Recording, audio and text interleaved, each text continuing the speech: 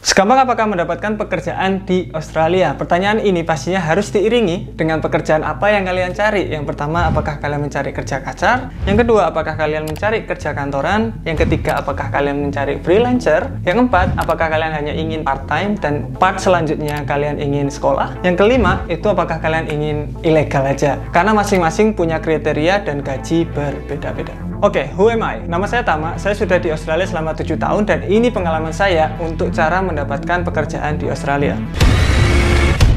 Sebelum kalian cari kerja di Australia, kalian harus punya visa terlebih dahulu pastinya, yang memungkinkan Anda untuk bekerja. Apa saja visanya? Kalian bisa lihat di video saya sebelumnya, nih, cara mendapatkan visa Australia. Saya sedikit sharing, saya dulu pertama kali menggunakan visa student atau pelajar di Indonesia di agensi yang mengiming-iming akan dicarikan pekerjaan untuk menopang hidup di sana. Jadi saya ingin sekolah plus bekerja sebenarnya. Tetapi setelah sampai di sana, ternyata saya harus mencari pekerjaan sendiri. Mungkin saya terlalu percaya dengan agen tersebut. Jadi tipsnya, jangan terlalu percaya kata agensi. Lakukan research terlebih dahulu sebelum kalian ke sana. Ini yang saya notice juga, walaupun Anda lulusan diploma ataupun S1, jika Anda pertama kali di Indonesia, Anda biasanya memang harus kerja kasar terlebih dahulu. Contohnya itu ada cuci piring. Jadi cuci piring di restoran, biasanya kita dibilang kitchen hand, kemudian cleaning service, kemudian angkat buah di pasar. Angkat buah di pasar di sini ada banyak, ada pasar ikan, buah, ataupun sayuran. Cara cari kerjanya itu sebenarnya agak simple untuk mencari pekerjaan ini. Yang pertama, kalian bisa masuk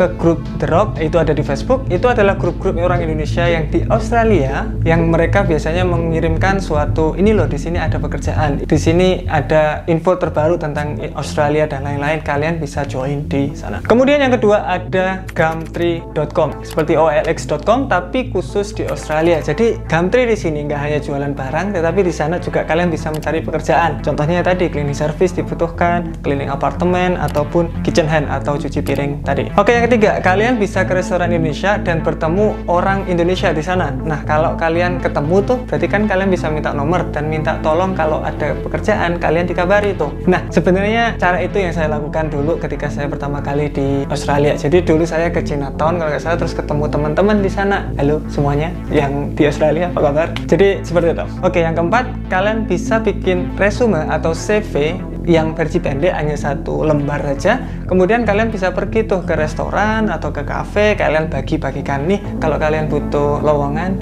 tolong hubungi saya, itu kalian bagi-bagikan. Ini sebenarnya cara apa ya, kurang efektif menurut saya, karena saya tidak mendapatkan balasan dari semua CV yang saya taruh di kafe-kafe atau restoran-restoran tersebut. Jadi kurang efektif menurut saya. Oke, ingat, cara di atas itu berlaku ketika Anda di Australia loh ya. Kalau kalian di Indonesia ya kalian harus punya visanya terlebih dahulu. Pendapatan biasanya sekitar 15 sampai 18 dolar sesudah kepotong pajak, atau sekitar 150.000 sampai 180.000 per jam kalau di Indonesia. Jika kalian bekerja 10 jam per hari, kita contohkan aja, berarti sekitaran 1,5 juta sampai 1.800.000 per harinya. Jadi itu untuk kerja kasar di Australia. Oke, sekarang kita bahas kerja kantorannya seperti manajer, kemudian kerja di bank, IT, concierge atau resepsionis dan lain-lainnya.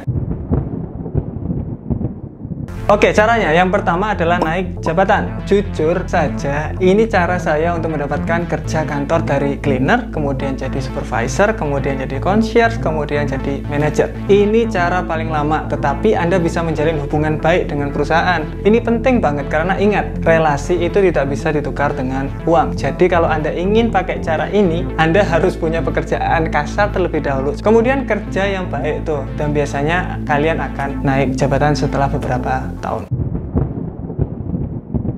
Yang kedua, kalian bisa cek website untuk cari pekerjaan. Biasanya di Gumtree untuk cari kerja kasar. Tetapi untuk website ini kalian akan mendapatkan kerja yang lebih baik, tetapi kriterianya pastinya lebih sulit juga. Yaitu kalian bisa seek.com.au, au.indeed.com, dan juga jobaustralia.com.au. Nah, kalian bisa buka akun atau langsung cari saja, contohnya IT dan lain-lain. Kita contohkan aja. Oke, untuk seek.com kalian bisa klik seek.com.au di situ, kemudian enter keyword kalian itu, contohnya saya itu IT, saya ingin bekerja di IT, saya nggak mau jadi apapun selain itu. Oke, kalian bisa klik IT, cari IT, kemudian kalian tinggal di mana? Contoh saya tinggal di Sydney, kita di Seek aja. Di sini banyak sekali contoh pekerjaan yang kalian bisa lihat. contoh sekarang IT Service Desk Konsultan level 1. Nah, ini ada di West East Suburb CBD, di daerah kota Sydney. Oke, lihat ada banyak kriteria di sini. Kemudian kalian bisa klik apply for this job. Nah, tinggal nanti diisi tuh, kalian itu alamatnya di mana, nomor telepon kalian apa, email dan lain-lain, itu kalian tinggal diisi aja. Nanti kalian bakalan dihubungi ketika mereka itu cocok dengan Anda. That's it. Oke, yang ketiga itu LinkedIn. Biasanya teman-teman dapat kerja itu dari sini sebenarnya. Jadi caranya seperti ini. Oke, untuk LinkedIn sebenarnya simple juga. Kalau kalian belum punya LinkedIn, saya saranin punya aja karena itu bagus. Taruh aja semua kegiatan Anda, maksudnya pendidikan kalian selesai seminar apa, jadi orang bisa lihat, perusahaan bisa lihat. Cara cari kerjanya itu kalian bisa klik jobs di sini, ada jobs atau pekerjaan.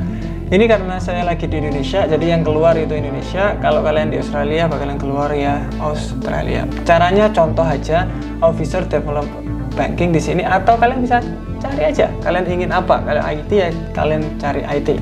Oke? Ketika kalian klik, kalian bisa langsung apply di sini. Oke, jadi kalian bisa apply langsung di LinkedIn. Terus kalian biasanya perusahaan, kalau saya juga seperti itu, biasanya itu kita melihat profile LinkedIn Anda. Kalau Anda itu selesai graduate apapun, kata S1, S2 dimanapun, kalian sudah selesai seminar apa saja, bagaimana personality kalian, itu bisa dilihat di LinkedIn. Jadi itu caranya. Oke, yang keempat adalah relasi. Tetap relasi di sini adalah berperan penting dalam situasi apapun. Jadi kalian bisa, kalau punya banyak teman tuh kan enak. Di perusahaan kalian butuh orang apa enggak? Semakin banyak orang yang kalian tanya, itu semakin besar kemungkinan Anda akan mendapatkan pekerjaan itu. Oke, kita membahas tentang gajinya sekarang. Gajinya berapa? Gajinya itu sekitar $18 sampai $40. Sekitar 180.000 per jam sampai 400.000 per jam. Atau kalau per hari itu biasanya 1.800.000 sampai 4 juta per hari. Oke, kita lanjut. Freelancer dan part-time. Freelancer di sini kalian bisa masuk ke grup Facebook The Rock tadi, Gumtree dan Fiverr, kemudian jualan tuh di sana. Apapun jualannya, kalian bisa jualan karya, jualan apapun kalian bisa jualan di situ. Dan untuk part-time-nya, ingat, student visa hanya bisa part-time saja atau kerja maksimal 20 jam per minggu. Oke, untuk part-time itu kalian bisa menggunakan metode kerja kasar tadi yang di Gumtree, relasi dan lain-lain tadi. Tetapi tinggal cari aja. Saya mencarinya yang part-time saja. Itu bisa. Untuk gaji di sini adalah relatif karena bergantung pada penjualan untuk yang freelance. Untuk yang part-time ya tinggal dibagi menjadi 2. Karena full-time itu 80 jam per 2 minggu atau 40 jam per minggu. Kalau part-time hanya bisa 20 jam per minggu. Oke, selanjutnya adalah ilegal. Oke, sekarang let's talk. Karena inilah sebenarnya orang Indonesia sangat susah masuk ke Australia. Terlalu banyak pekerja ilegal yang menetap di sana tanpa visa. Saya tidak ingin membahas caranya, tetapi jika kalian ingin cara ilegal masuk ke sana, kelemahannya, saya akan bahas kelemahannya aja. Kelemahannya, kalau kalian ilegal, kalian itu nggak bisa pulang ke Indonesia kan? Jadi kalian harus menetap di sana, di Australia sampai kalian itu capek atau sampai kalian itu deportasi. Ketika Anda deportasi, Anda tidak bisa kembali ke Australia. Gaji yang Anda dapat itu terserah yang memberi gaji dan kalian tidak bisa protes tuh. Nah, kalau seperti itu berarti kan nggak nyaman gitu loh kalau ketahuan, dan juga nggak nyaman pergi kemana-mana takutnya dideportasi dan lain-lain. Jadi kalau saya saranin yang legal-legal aja lah. Harganya juga sama kok, kesananya juga harganya juga sama. Jadi yang wajar-wajar aja. That's it for now. Bye-bye.